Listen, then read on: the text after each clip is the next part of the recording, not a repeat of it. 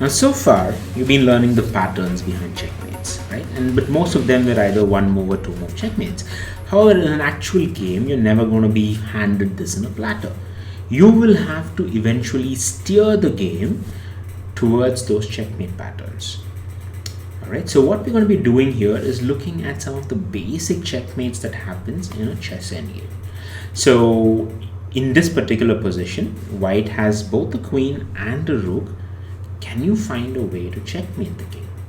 Now the way to do that, I mean, even though there's a checkmate in 3 and there's a short 1, the way to do that when you have a queen and a rook is to do what we call as rolling the rooks.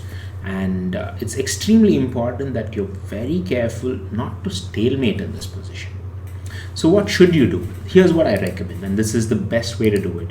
Use your rook and cut off the queen from the board.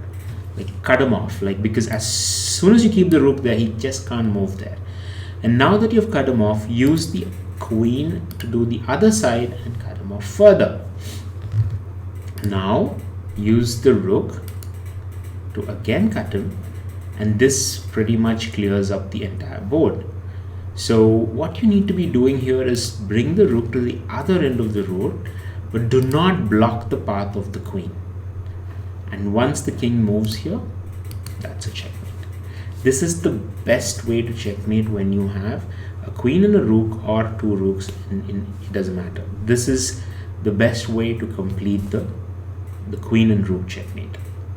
Alright, all you have to do is cut off the king along the ranks or the files and just roll the pieces where you keep deducting the ranks until you push the king to the edge of the board. So this is again a very common checkmate position that arrives in most endgames.